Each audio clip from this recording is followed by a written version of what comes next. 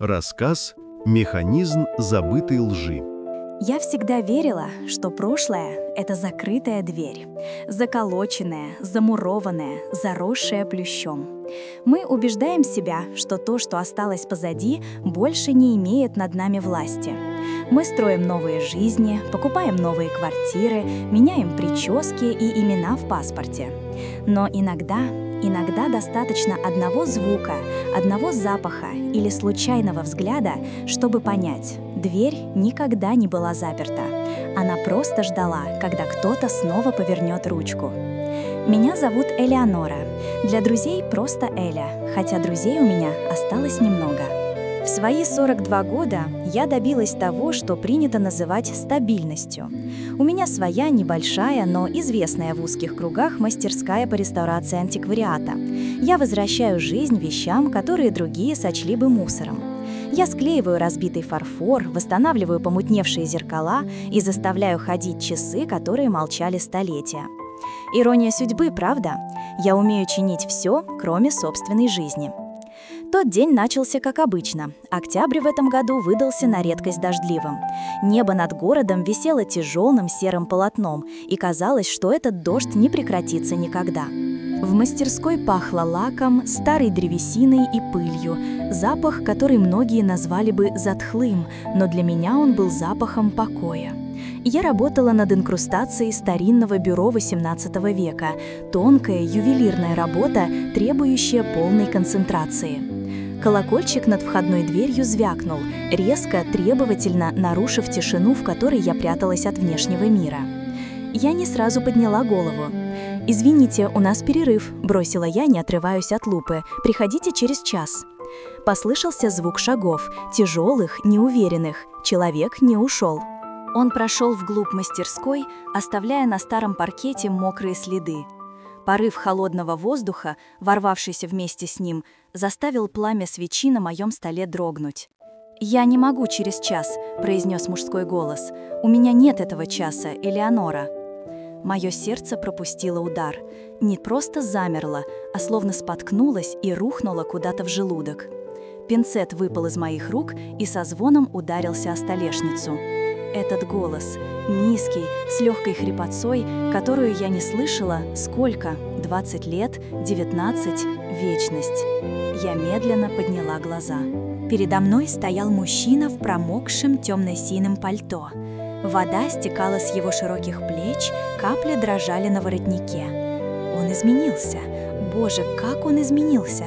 Его волосы, когда-то черные, как смоль, теперь были густо пересыпаны серебром, особенно на висках. Вокруг глаз залегли глубокие морщины, следы усталости или, может быть, частых улыбок. Нет, глаза остались прежними. Темно-карие, почти черные, пронзительные, смотрящие прямо в душу. Это был Артур, мой Артур, человек, который когда-то был центром моей вселенной, и человек, который эту вселенную уничтожил. Артур? Мое горло пересохло, имя прозвучало как скрежет металла. Он слабо улыбнулся, но улыбка не коснулась его глаз. «Здравствуй, Эля.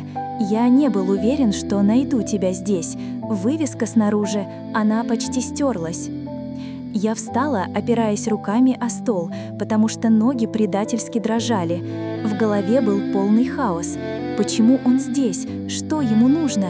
И почему именно сегодня, когда я выгляжу так, обычно, в старом рабочем фартуке, с пучком на голове, без макияжа? Женская гордость кольнула меня даже в этот момент шока. «Что ты здесь делаешь?» — спросила я, стараясь вернуть голосу твердость. «Мы не виделись 20 лет, Артур. Ты не можешь просто так войти сюда и сказать «здравствуй». Он вздохнул и достал из кармана пальто сверток, завернутый в бархатную ткань. Я знаю, что не имею права, но это дело жизни и смерти, не моей, твоей, или, скорее, нашей общей памяти». Он положил сверток на стол между нами. Ткань намокла от дождя. «Что это?» Я смотрела на сверток, как на бомбу. «Открой». Дрожащими пальцами я откинула бархат. Внутри лежала шкатулка. старинная, из красного дерева, инкрустированная перламутром. Я узнала ее мгновенно. Воздух в комнате стал разреженным. Мне стало нечем дышать. Это была та самая шкатулка. 20 лет назад. Нам по 22 года. Мы бедные студенты, безумно влюбленные и уверенные, что весь мир лежит у наших ног. Мы гуляли по блошиному ринку, держась за руки так крепко, словно боялись потеряться в толпе. Артур увидел эту шкатулку у старого антиквара. Она была сломана, музыкальный механизм не работал, крышка едва держалась. Но он сказал: «Смотри, Эля, она как мы, немного побитая жизнью, но внутри музыка. Я куплю ее, починю и подарю тебе на свадьбу». Мы смеялись. У нас не было денег даже на нормальный обед, не то что на антиквариат. Но он потратил всю свою стипендию, он купил ее, а через месяц он исчез, без объяснений, без записки, просто испарился, оставив меня одну в пустой съемной квартире с разбитым сердцем и положительным тестом на беременность, о котором я так и не успела ему рассказать. Я отдернула руку, словно обожглась. «Откуда она у тебя? Ты же выбросил ее или продал?» Мой голос сорвался на крик. «Ты исчез, Артур! Ты бросил меня, и я думала, что ты забрал все свои вещи, чтобы стереть память обо мне». Артур смотрел на меня с болью, которую я не могла и не хотела понимать. «Я никогда не выбрасывал ее, Элеонора. Я хранил ее все эти годы. Я пытался починить ее сотни раз, но механизм слишком сложен, ни один мастер не брался. А потом я узнал, что лучший реставратор в городе — это ты». Я горько усмехнулась. «Ты пришел ко мне, как мастеру, спустя 20 лет молчания, чтобы я починила подарок, который ты так и не подарил мне на свадьбу, которой не было? Ты издеваешься надо мной?» «Нет», — твердо сказал он, — «я пришел не только из-за шкатулки.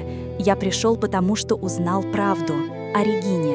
Имя моей бывшей лучшей подруги прозвучало в тишине мастерской, как выстрел. Регина. Красавица, душа компании, девушка, которая утешала меня, когда Артур ушел. Та, которая держала меня за руку, когда у меня случился выкидыш на нервной почве. Та, которая говорила: «Забудь его, он тебя не стоил». «При чем здесь Регина?» – холодно спросила я. «Мы не общаемся уже лет 10, она уехала в Европу, вышла замуж за какого-то дипломата». Артур провел рукой по мокрым волосам, откидывая их назад. Этот жест был таким знакомым, таким родным, что у меня защемило сердце. «Регина умирает, Эля». Она вернулась в город месяц назад. Рак, 4-я стадия. Она разыскала меня. Она хотела исповедаться перед смертью. Я молчала. Новость о болезни Регины была шокирующей, но внутри меня была пустота. Слишком много боли принесли мне эти люди. «И что она тебе сказала?» Артур обошел стол и приблизился ко мне. Я почувствовала запах его парфюма, сандал и табак, смешанный с запахом дождя. Она сказала: «Почему я ушел тогда? Ты ведь никогда не знала причины, верно? Ты думала, я просто струсил». «Я думала, ты нашел кого-то получше», — тихо ответила я. «Или просто наигрался». «Нет», — он покачал головой. «За день до моего исчезновения Регина пришла ко мне. Она принесла фотографии и письма, поддельные, как я теперь знаю. На фото была ты, с другим, в недвусмысленной обстановке. А в письмах ты якобы писала своей матери, что я для тебя просто временный вариант, пока не подвернется кто-то богаче, что я скучный, бедный, и ты меня терпишь из жалости». Мои глаза расширились от ужаса. «Что? Но это бред! Я любила тебя больше жизни! Я дышать без тебя не могла!» «Я знаю это сейчас», — голос Артура дрогнул. «Но тогда я был молод, горд и глуп. Регина сыграла на моих комплексах. Я был нищим студентом, а ты — дочерью профессора. Я всегда боялся, что недостаточно хорош для тебя. И когда она показала мне эти доказательства, мой мир рухнул. Я не хотел скандалов, я не хотел видеть, как ты будешь врать мне в глаза. Я просто собрал вещи и уехал. Я убежал от боли». Слезы, горячие и злые, покатились по моим щекам. 20 лет моей жизни были отравлены обидой и чувством собственной неполноценности, потому что я думала, что меня бросили просто так. А оказывается, это была чудовищная ложь, сплетенная человеком, которого я называла сестрой. «Почему она это сделала?» – прошептала я. «Зачем?» «Потому что она любила меня», – ответил Артур. «Она призналась мне в этом только сейчас, на больничной койке. Она надеялась, что когда я расстанусь с тобой, я обращу внимание на нее. Но я уехал в другой город. Ее план провалился, но она разрушила наши жизни». Я опустилась на стул, потому что ноги окончательно отказали. «Ты женился?» – спросила я, глядя на его левую руку. Кольца не было, но след от него остался. Был женат 15 лет. Мы развелись 3 года назад. У нас не было детей. А ты? Я замужем за своей работой, горько усмехнулась я. Были попытки, были мужчины, но никто не мог сравниться с призраком, который я носила в сердце.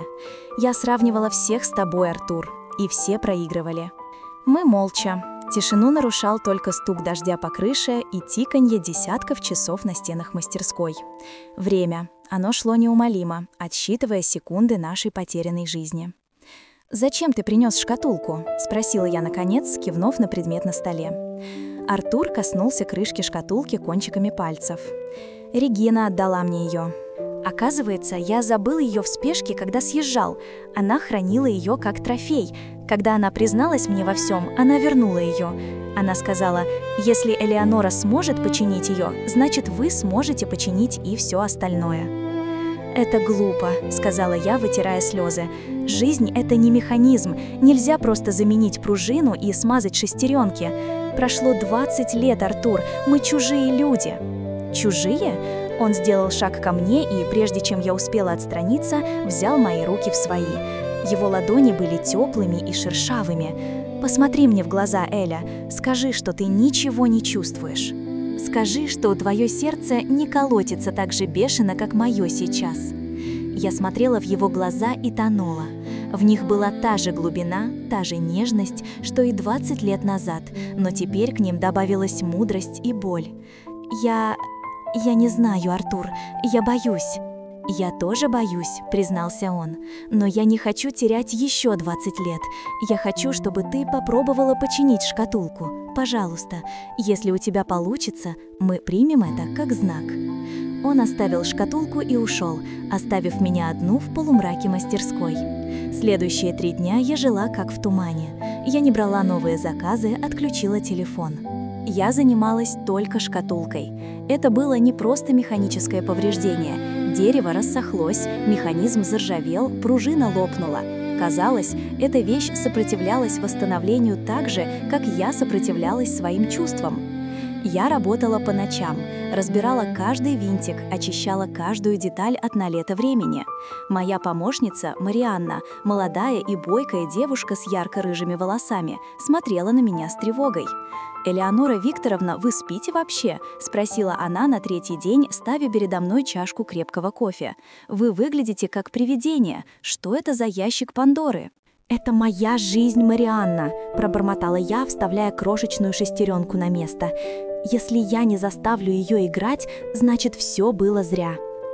«Мужчина, который принес ее, он смотрел на вас так, будто вы единственная женщина на планете», – заметила Марианна. «Это тот самый из рассказов о вашей молодости?» «Тот самый», – кивнула я, и он вернулся. «Так чего же вы ждете?» – воскликнула она. «Хватайте его! Хорошие мужики на дороге не валяются, особенно с такими глазами». «Все не так просто, Марианна. Нас разделила ложь и время, много времени. Я не знаю, сможем ли мы узнать друг друга заново. Мы уже не те студенты. У нас свои привычки, свои шрамы». «Шрамы украшают не только мужчин», – философски заметила Марианна. «А любовь, она как антиквариат, с годами становится только ценнее, если она настоящая». Ее слова запали мне в душу. Я вернулась к работе с удвоенной силой. На 4-й день, глубокой ночью, это случилось. Я установила последнюю деталь, аккуратно повернула ключик, внутри что-то щелкнуло, заскрипело, и вдруг тишину мастерской наполнила мелодия. Это был вальс цветов Чайковского. Чистый, хрустальный звук, словно и не было этих лет забвения. Я сидела и плакала, слушая эту музыку. Шкатулка работала. Я смогла. На следующий день я позвонила Артуру. Мы договорились встретиться в парке, на том самом месте, где когда-то впервые поцеловались. Осень была в самом разгаре. Золотые листья устилали аллеи, воздух был прозрачным и холодным. Я пришла раньше. Сидела на скамейке, сжимая в руках пакет со шкатулкой, и дрожала. Не от холода, а от волнения. Артур появился через 10 минут. Он нес огромный букет белых хризантем, моих любимых цветов. Он помнил. Он сел рядом, не говоря ни слова. Я молча протянула ему шкатулку.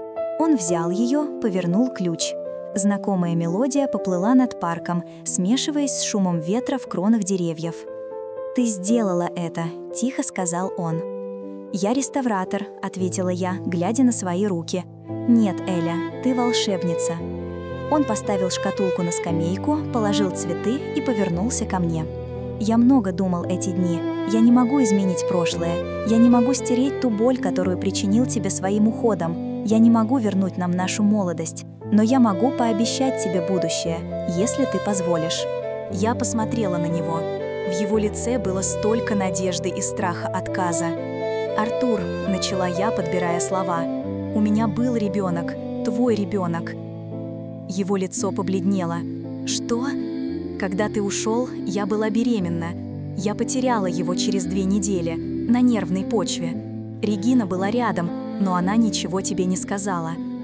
Артур закрыл лицо руками, его плечи затряслись. Я видела, как этот сильный взрослый мужчина плачет, не стесняясь прохожих. «Боже мой, Эля, прости меня. Я убийца. Я убил наше счастье дважды». Мне захотелось обнять его, утешить, как когда-то.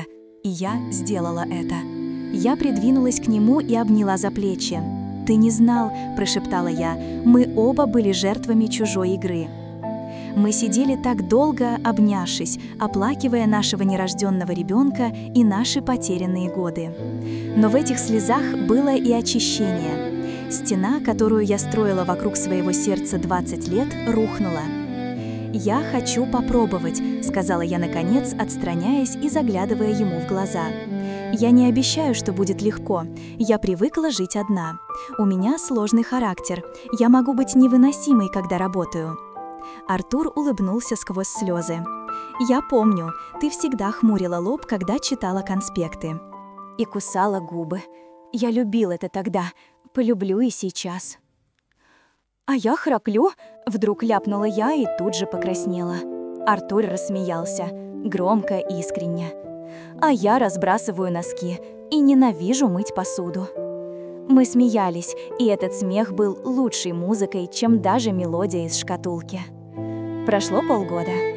Мастерская все так же пахнет лаком и деревом, но теперь здесь часто пахнет еще и мужским одеколоном. Артур помогает мне с бухгалтерией и доставкой тяжелой мебели. Мы учимся жить вместе. Это непросто. Мы ссоримся из-за того, какой фильм посмотреть и кто пойдет гулять с собакой. Да, мы завели спаниеля и назвали его «Вальс» в честь той мелодии. Иногда прошлое накатывает волнами. Иногда я просыпаюсь ночью от страха, что он снова исчезнет. Тогда я трогаю его плечо, слышу его ровное дыхание и успокаиваюсь. Регина умерла 2 месяца назад. Мы не пошли на похороны. Мы простили ее, но решили, что наше прощание должно быть безмолвным. Она сделала зло, но это зло парадоксальным образом привело нас обратно друг к другу, пусть и через такой огромный крюк. Шкатулка стоит на самом видном месте в нашей гостиной. Мы заводим ее редко, бережем старый механизм. Но каждый раз, когда звучит эта музыка, мы беремся за руки. Я поняла одну важную вещь, мои дорогие. Время не лечит. Лечит любовь и умение прощать. Никогда не поздно вернуть то, что принадлежит вам по праву судьбы, даже если прошло 20 лет, даже если кажется, что все сгорело дотла. В пепле всегда можно найти искру, если очень сильно подуть. Не бойтесь прошлого, не бойтесь открывать старые двери. Возможно, за ними стоит тот, кто ждал вас всю жизнь. Мои дорогие зрители, спасибо, что дочитали или дослушали эту историю до конца. Она получилась очень личной и эмоциональной. Мне безумно интересно узнать ваше мнение. Верите ли вы в то, что можно войти в одну реку дважды? Смогли бы вы простить любимого человека, если бы узнали, что его уход был спровоцирован чудовищной ложью? Или прошлое должно оставаться в прошлом?